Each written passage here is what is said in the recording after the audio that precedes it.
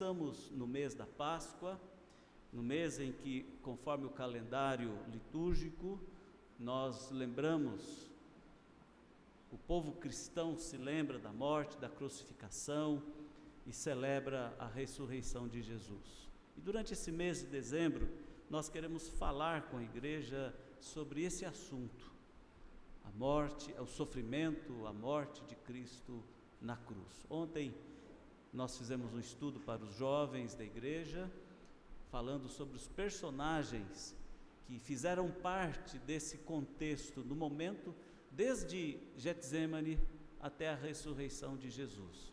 E nós então pudemos ali olhar o passo a passo da história e pensarmos e meditarmos. Quem foram os responsáveis?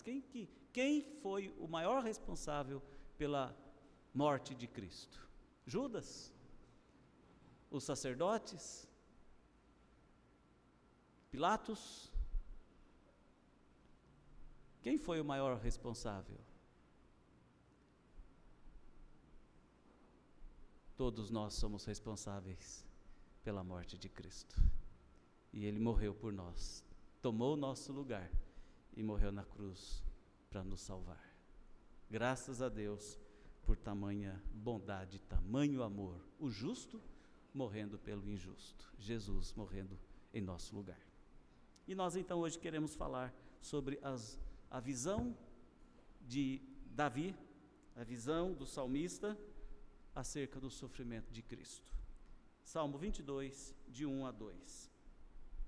Deus meu, por que me desamparaste? Por que se acham longe de mim a salvação, as palavras de meu bramido? Deus meu, clamo de dia e não me respondes, também de noite, porém não tenho sossego. Meus amados, não sei se vocês já pararam para refletir sobre um assunto, vamos dizer, que deve ser comum. O que eu me refiro ao fato de muitas vezes, o que acaba ocorrendo conosco enquanto crentes que somos, quando mais queremos um milagre e ele não acontece, e ficamos, portanto, desapontados com Deus. O que acontece conosco quando nós queremos esse milagre, ele não acontece e nós ficamos desapontados com Deus? O que acontece conosco? Na verdade, queridos, esta é uma experiência espiritual que todo crente, ao passar, precisa aprender sobre a sua fé. Quando o milagre esperado não acontece, é para perder a fé? Ou quando o milagre não acontece, é para aumentar a fé? O Salmo 22 pode ser compreendido por nós como um exemplo de provação espiritual, momento esse vivido por Davi, a ponto de ele olhar para os céus e fazer esta oração, dizendo: Deus meu, por que me desamparaste? Davi estava como um fugitivo. Saul tinha ânsia por matá-lo, ele era o rei, ele tinha força militar sob seu comando, ele pessoalmente saiu com o exército em perseguição a Davi, e Davi, escondendo-se em cavernas, fugitivo das garras de Saul, ele sente esta pressão tremenda, e ele então ora a Deus, dizendo: por que o Senhor me desampara, e por que o que eu espero, por que o que eu confio, porque a minha fé é frustrada nesse momento em que eu conto contigo? Estas palavras de Davi, elas são lembradas por Jesus na hora da crucificação. E ele também faz esta oração citando o Salmo 22. Deus meu, por que me desamparaste?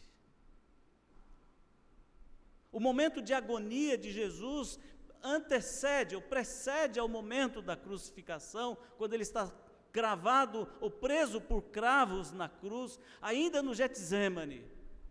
Ele ora a Deus, suplicando, clamando e insistindo para com Deus, dizendo: se possível, passe de mim esse cálice. Mas, Senhor, não faça a minha vontade, faça a tua vontade. A agonia de Jesus era tamanha que ele vivencia o seu momento junto de Deus, dizendo: Deus meu, por que me desamparaste?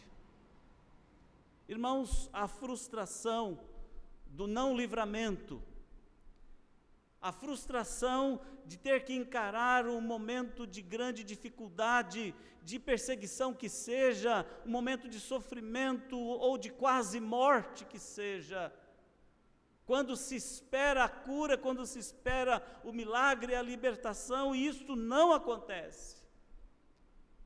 É algo semelhante a este que nós lemos e observamos na Bíblia.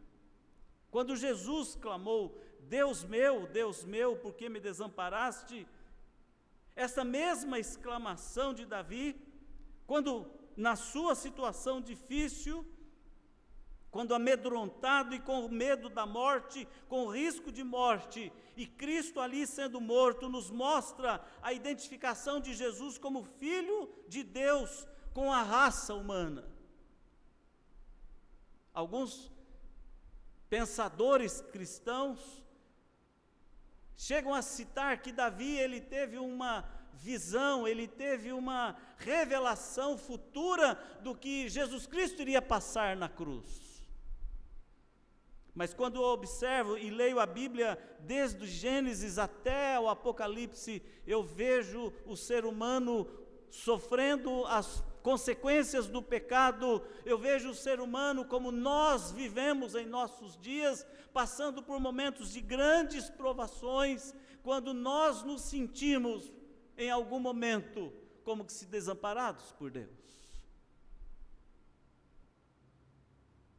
Conversando com um colega pastor, semana passada, na sexta-feira da semana passada, aliás, na outra semana retrasada, antes do aniversário da igreja, ele contava uma experiência familiar com um dos seus filhos, na verdade com a sua filha, e ele disse assim: eu e minha esposa achamos que Deus virou o rosto para nós. Nós nos sentimos desamparados.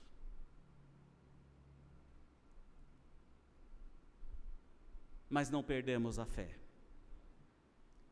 Jesus, Davi, o meu amigo pastor, você e eu em momentos difíceis, nós temos a oportunidade de encarar e ver o sofrimento de Cristo na cruz. Nesse momento de provação tremenda, passando por uma circunstância onde nós encontramos o eco do pecado, marcando a alma da nossa existência, quando nós não vemos saída. É o pecado e as suas consequências gerando angústias terríveis. E o que fazer? Como viver?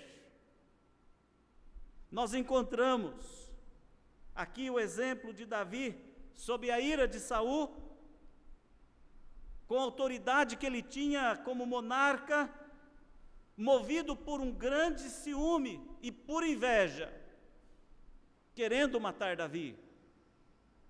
Nós temos um exemplo negativo do eco do pecado na vida humana. Judas, em pânico e desespero, após ter recebido as 30 moedas de dinheiro, por entregar ou ao entregar sangue inocente à prisão e à consequente morte. Atormentado, Judas procura tirar a própria vida e acaba morrendo por consequência dessa tentativa. E não conhece a redenção divina, não conhece a restauração da alma e não conhece o poder da fé na sua existência. Acaba morrendo de modo trágico. Jesus sofrendo na cruz as dores da crucificação por se entregar e se submeter à morte ao assumir o pecado de toda a humanidade. São vários os exemplos que visualizam e marcam para nós o sofrimento que o pecado pode trazer. Por isso nós podemos dizer que Jesus sofreu na cruz por conta dos nossos pecados. O nosso pecado ecoou na vida de Cristo, assim como o pecado que domina o mundo, no mundo que jaz no maligno, ecoa na nossa vida em várias situações. Essas narrativas bíblicas, elas nos deixam pasmados, pois são profecias, características do sofrimento causado pelo pecado, ao colocar o servo de Deus em seu silêncio da alma, sofrendo a dor, a angústia e o sofrimento causados pelo seu próprio pecado ou pelo pecado de outrem. A maldade de outrem, por exemplo. Vale a pena observarmos alguns exemplos impressionantes, principalmente os que se referem ao próprio Senhor Jesus Cristo. Isaías, no capítulo 53, versículo 7. Como cordeiro foi levado ao matadouro, ele não abriu a sua boca. Suportou os sofrimentos do nosso pecado sobre si, em silêncio, como cordeiro levado a um sacrifício. Por isso nós falamos do sacrifício de Cristo, o sacrifício vicário, a morte de Cristo na cruz. O milagre desejado, que era o alívio da dor, da angústia e do sofrimento, não aconteceu, e Jesus Cristo padeceu, e Jesus Cristo morreu, dizendo: está consumado, a obra está consumada. Eu quero chamar a atenção dos irmãos para entendermos as lições da narrativa do sofrimento de Jesus na cruz do Calvário e o que nós temos com isto. Em primeiro lugar, o Senhor sentiu-se abandonado e levou sobre si a culpa do pecado dos seus algozes, que o crucificavam naquele momento, mas levou também sobre si a culpa do pecado e foi abandonado por Deus pelo pecado de toda a humanidade. O mistério dessa situação é: por quê? Por quê? Por que Jesus passou por isto? A resposta foi dada na hora em que o Senhor tomou sobre si a maldição do pecado. Ele foi nosso substituto em juízo e em castigo. Ele foi nosso substituto. Lá em Isaías, capítulo 53, versículo 5. Isaías 53, 5. Mas ele foi traspassado pelas nossas transgressões e moído pelas nossas iniquidades. O castigo que nos traz a paz estava sobre ele, e pelas suas pisaduras fomos sarados. Muito antes, bem no início do seu ministério, Jesus resistiu à tentação de Satanás, que lhe oferecia um caminho mais fácil, um caminho seguro, um caminho de conforto físico, quando tentado no deserto. Jesus suportou a tentação, sabendo que ele tinha algo grandioso para fazer, e que ele acaba fazendo quando crucificado. E agora, na hora da morte, e o sofrimento que lhe causaram, Jesus enfrenta a sua missão com humildade submissa. Jesus enfrenta a sua missão com humildade submissa na presença de Deus. Qualquer um de nós, quando desejoso de livramento, de sofrimento, é capaz de vender a própria alma. Por isso o ditado: quanto custa o seu sofrimento? E tem gente que paga. Tem gente que abre mão, investe fortunas. É o analgésico, é a anestesia, é a cirurgia, é a internação, é o sonho do livramento.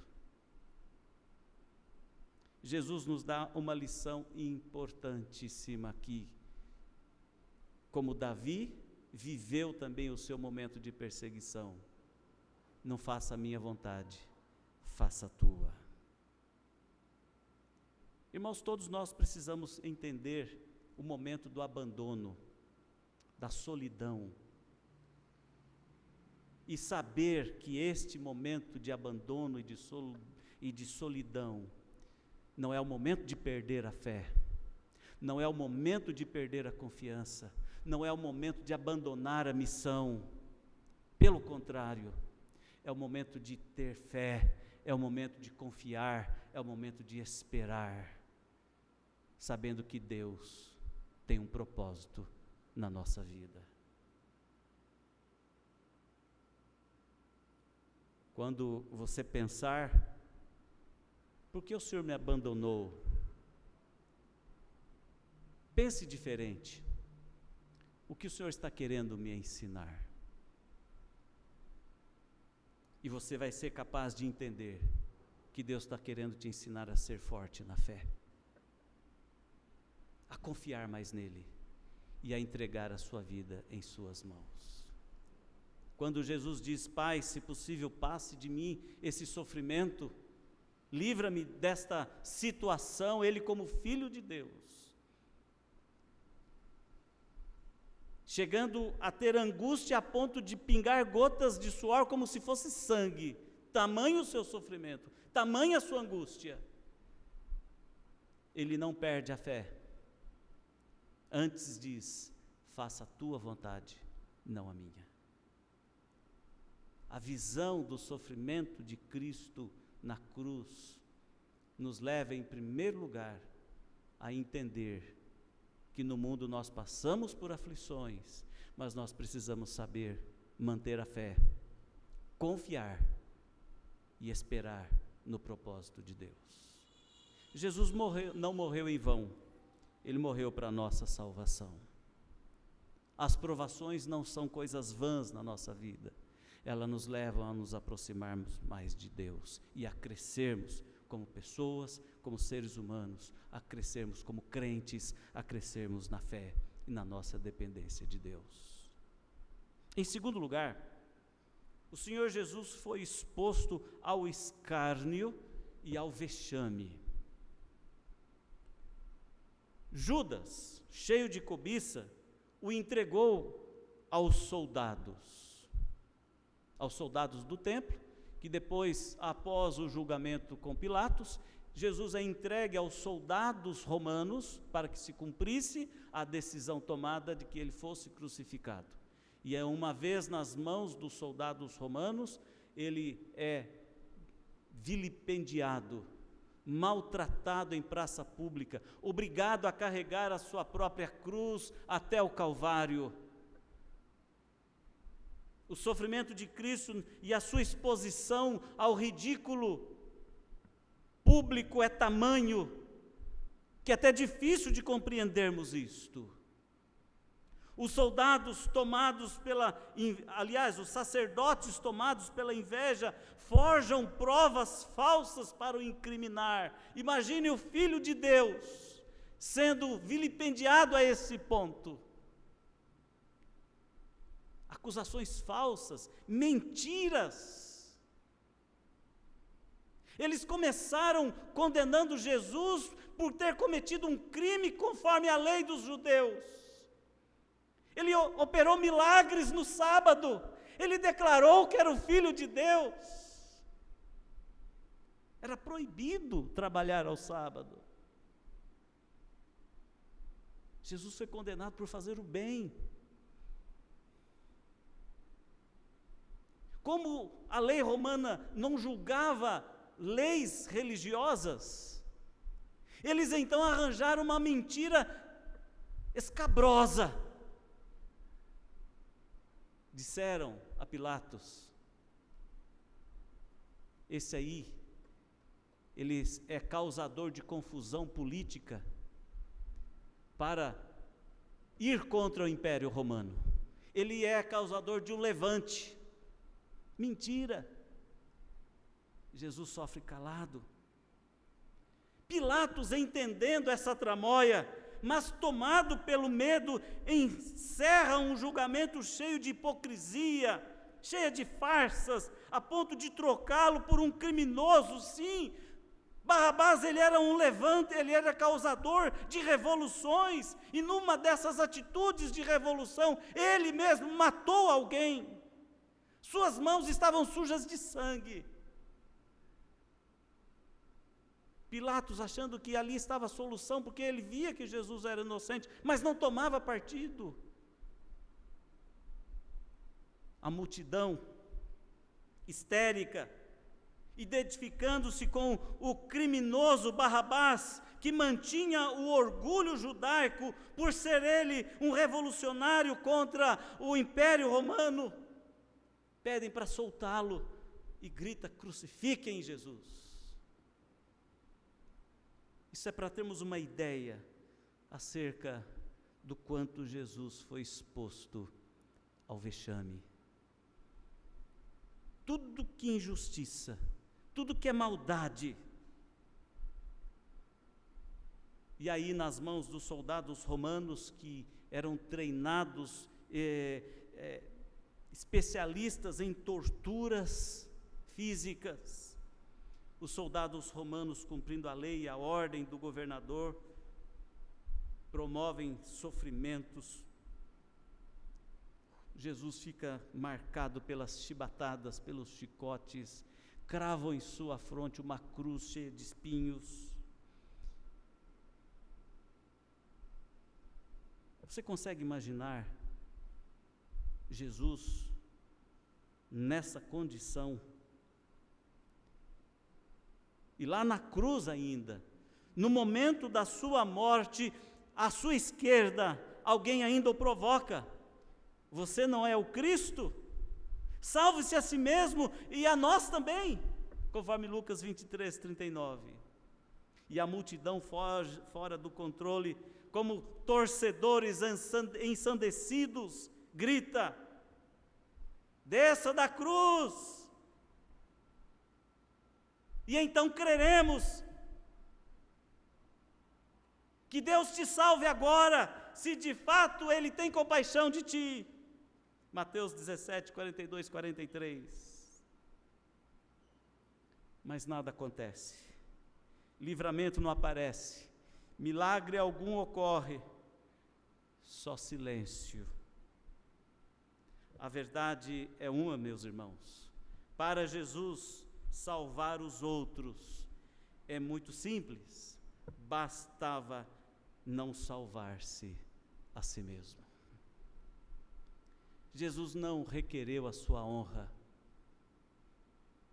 ele não agiu como Filho de Deus para se defender. Enquanto exposto à vergonha, ao vexame, enquanto maltratado, ele submeteu-se humildemente a Deus, por conta do pecado, por conta do nosso pecado, abnegando-se até o fim, ainda que tivesse que ser exposto ao vexame de uma acusação ou de acusações infames e inverídicas. Irmãos, sofrer como justo, ser exposto como justo, é uma das mais difíceis provações espirituais que passamos na vida. O apóstolo Paulo chega a dizer que o fato de haver contendas entre irmãos é derrota. Sabe por que é derrota? Porque quando alguém prevalece sobre o outro, é vencedor sobre o outro.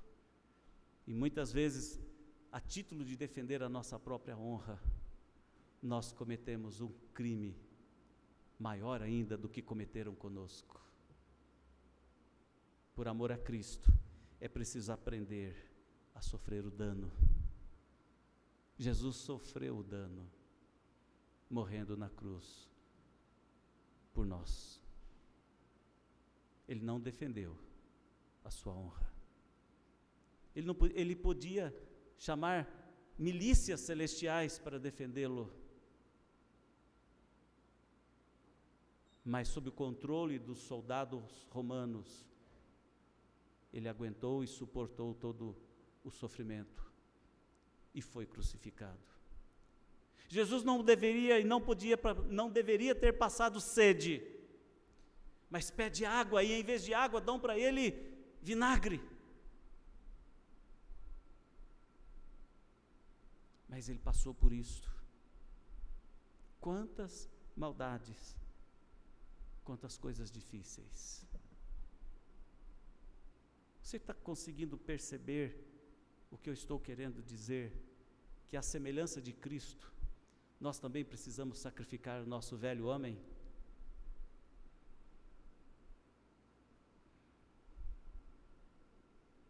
Lembre-se disso quando você quiser brigar para defender a sua honra. Lembre-se disso quando você tiver sede de vingança.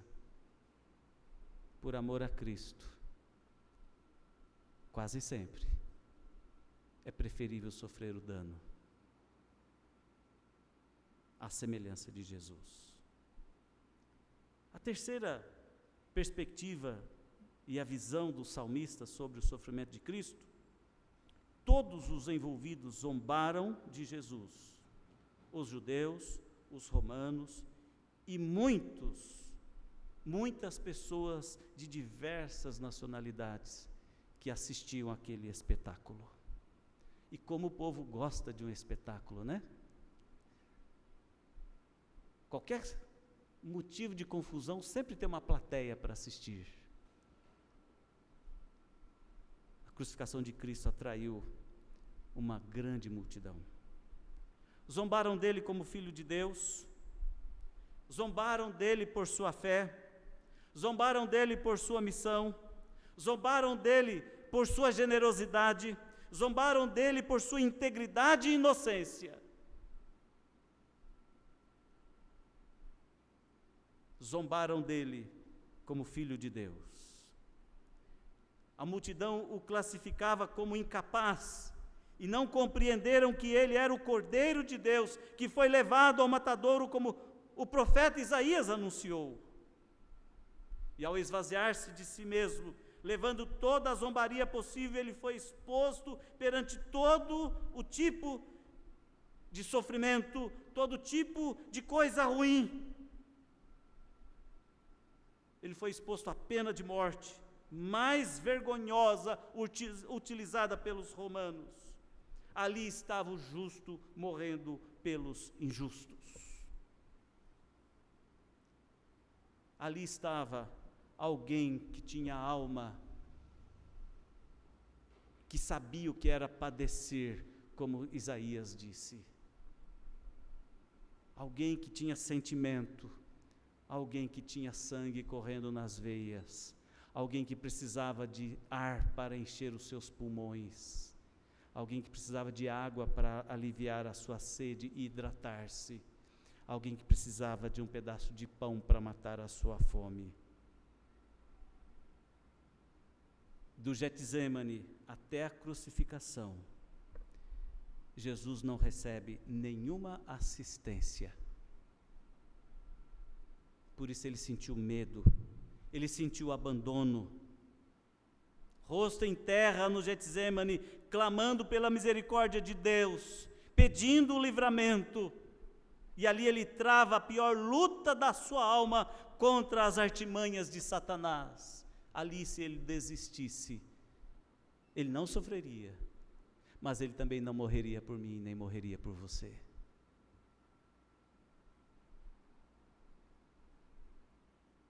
Mas ele sabia, o futuro da humanidade, o futuro do universo inteiro estava sob a sua responsabilidade. E agora na cruz, de modo mais cruel ainda, mais do que no Getsemane, Jesus aguenta e entrega a sua vida ao Pai.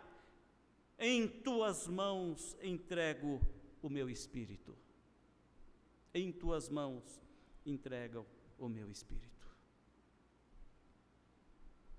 Quando somos zombados, tentados e provocados por entendermos o mal do pecado e preferirmos a redenção de Jesus em nossas vidas, nós também somos expostos ao vexame, à zombaria.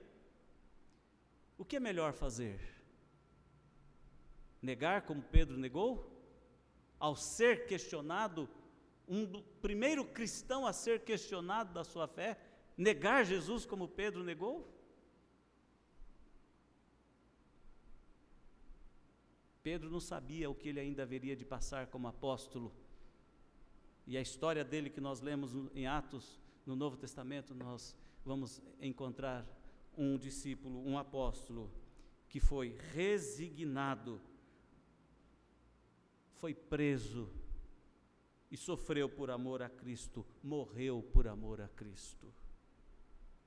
Irmãos, no exemplo do sofrimento de Jesus na cruz, assim como no sofrimento de Davi lá atrás, ou o sofrimento seu e meu no tempo presente, deve nos mostrar que a melhor coisa a fazer, a nossa glória e a nossa honra, está em Cristo Jesus. E devemos assim sermos fiéis. Jesus foi fiel à sua missão. Deus meu, por que me desamparaste? Ele clama na cruz. Davi clamou lá atrás. Você pode clamar hoje, mas cuidado para não se tornar o infiel. Jesus não foi infiel. Davi não foi infiel. O crente não pode ser infiel.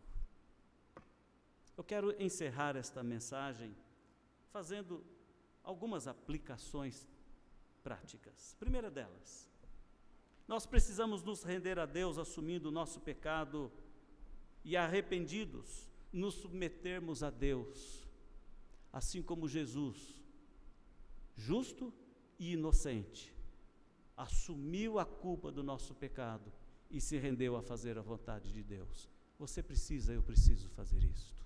Isso é morrer com Cristo na cruz. Passar pela vontade de Deus.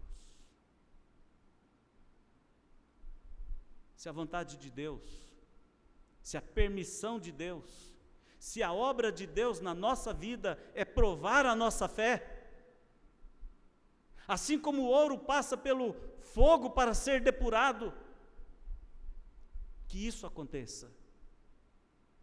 E a exemplo de Cristo, nos rendermos à vontade de Deus, não à nossa vontade. Via de regra, o desejo por milagres revela um fator íntimo da nossa espiritualidade que se chama egoísmo espiritual. Repare bem, que tipo de milagre vem à sua mente agora? Que tipo de milagre nós podemos desejar?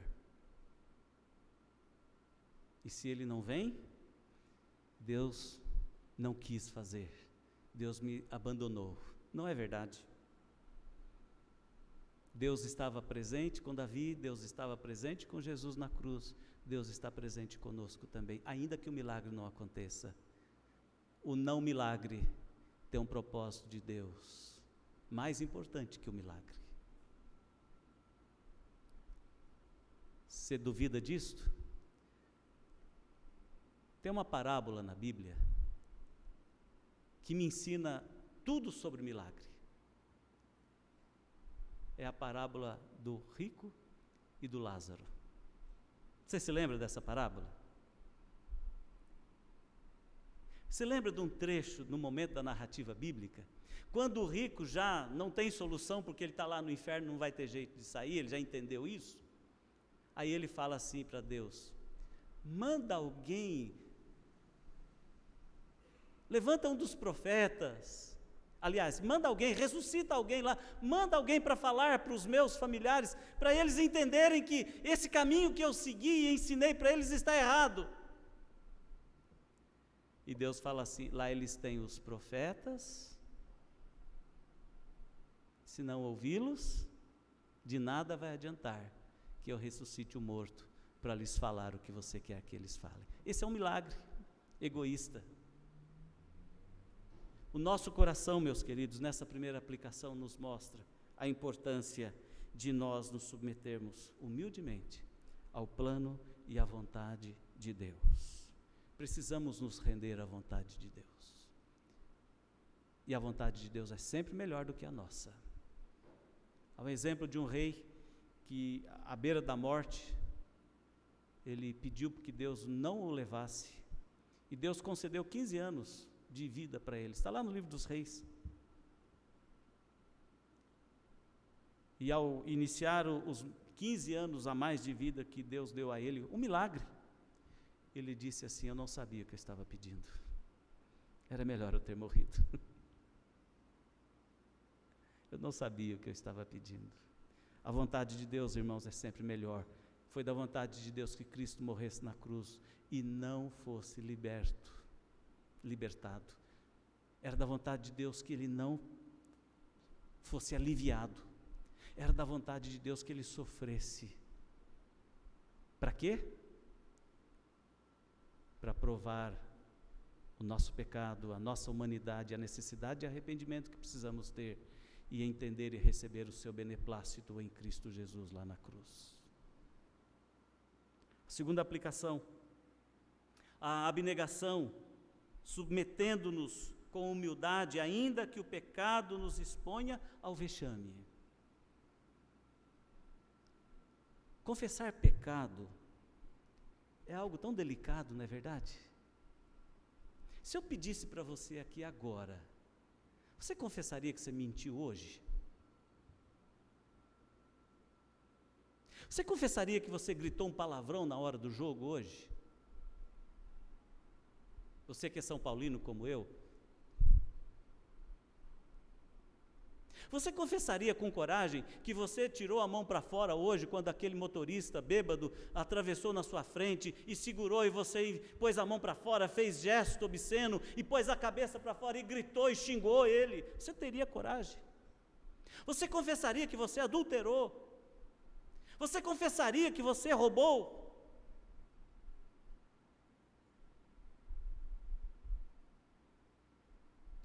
A confissão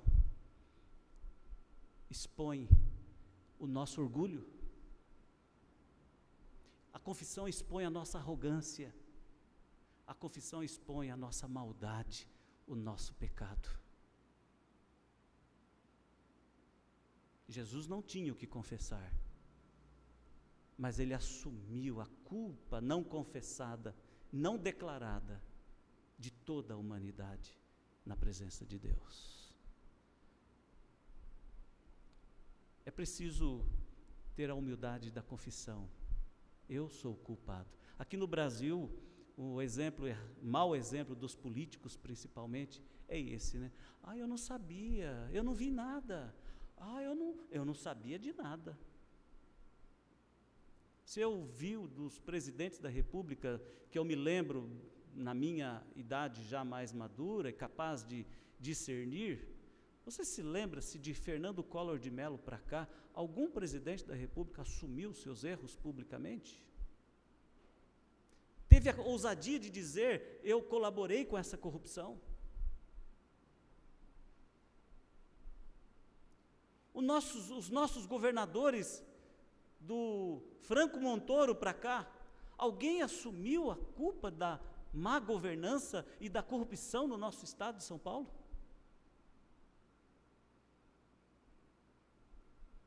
Dos nossos prefeitos antigos que se repetiram, Jânio Quadros, Paulo Maluf, alguém assumiu a responsabilidade? Celso Pitta, tantos outros.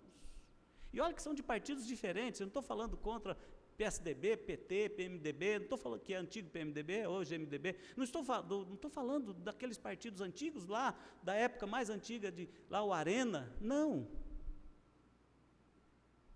Assumir a culpa do pecado, irmãos, é se expor ao vexame, mas é preciso. Eu não gosto da palavra desculpa, eu prefiro a palavra perdão. Desculpa, você se justifica, né? Perdão não, perdão você sofre o dano, por isso que é perda, perdão, perda. Nós sempre precisamos pedir perdão, e pedir perdão é assumir a culpa, declarar-se culpado e assumir as consequências. A terceira e última aplicação: receber a zombaria,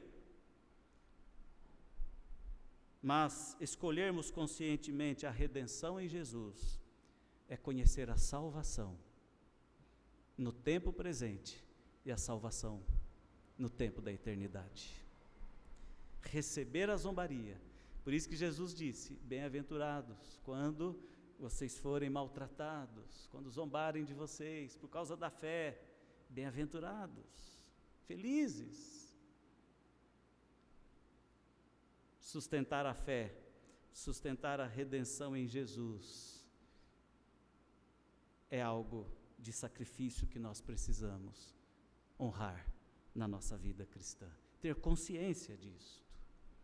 Você está disposto a sofrer por amor a Cristo, meu irmão? É simples assim.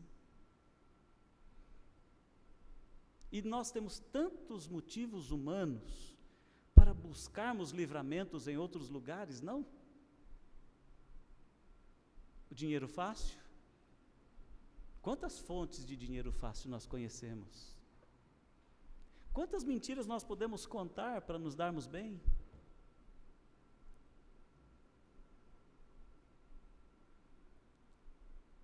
Ao falar a verdade e sustentar a redenção em Jesus, é fazer a escolha consciente de ser fiel até a morte. Jesus foi fiel até a morte. Nós precisamos demonstrar fidelidade, ainda que por isso devamos morrer. Irmãos, o propósito dessa mensagem é mostrar que a semelhança de Jesus é o que nós podemos também fazer como seus seguidores, pessoas alcançadas pela graça do Pai eterno, salvos para a vida eterna na glória do céu, e não a exigência de milagres terrenos, como se o plano da salvação e o bem-estar terreno fossem a verdadeira felicidade, a prosperidade e a paz. A nossa prosperidade está no céu, irmãos. O nosso bem-estar está no céu. A nossa paz está no céu. Não é nas coisas que o mundo dá. Jesus podia ter trocado o momento da cruz, quando Satanás o tentou lá no deserto. Bastava ele se submeter às ordens. Salta-te daqui do pináculo do templo, transforme essas pedras em pão. Jesus preferiu o caminho do sofrimento, o caminho da cruz. Sabe qual é o resultado disto? a nossa salvação. Deus meu, por que me desamparaste? Clamou Jesus na cruz. A resposta de Deus foi o silêncio. O final da história, Jesus morreu. Nas próximas mensagens nós falaremos sobre a vitória da cruz. Jesus ressuscitou. Daí a importância da Páscoa para nós todos. Deus nos abençoe, que na visão de Davi sobre o sofrimento e a exemplo do sofrimento de Jesus, na nossa caminhada, na nossa vida diária, na perseverança da fé, nós possamos olhar e encontrar um Deus que está conosco presente, ainda que tenhamos que passar por provações. E essa é a hora de crescer na fé. Essa é a hora de renovar a força e a esperança. Essa é a hora de confiar, porque Deus está no controle. Que Deus nos abençoe, que Deus nos abra os olhos para enxergarmos essas lições e entendermos que no mundo, ao passarmos por aflições, nós precisamos, na verdade, ter ânimo, o ânimo espiritual, o ânimo da fé, o ânimo da graça de Deus.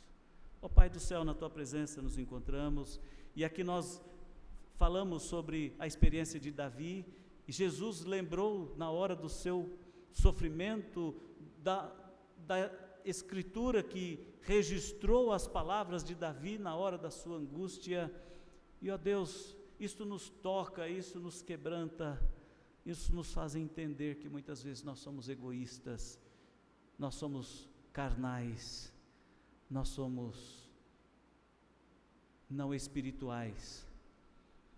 Nos ensina, ó Deus, a enxergarmos e vermos a Tua glória e a entendermos o que o Senhor quer fazer na nossa vida. O Senhor quer nos levar à purificação, o Senhor quer nos levar ao crescimento na fé, o Senhor quer nos levar ao vencimento do pecado. Que o Senhor opere maravilhas na nossa vida para entendermos os Teus propósitos para conosco. Em nome de Jesus. Amém.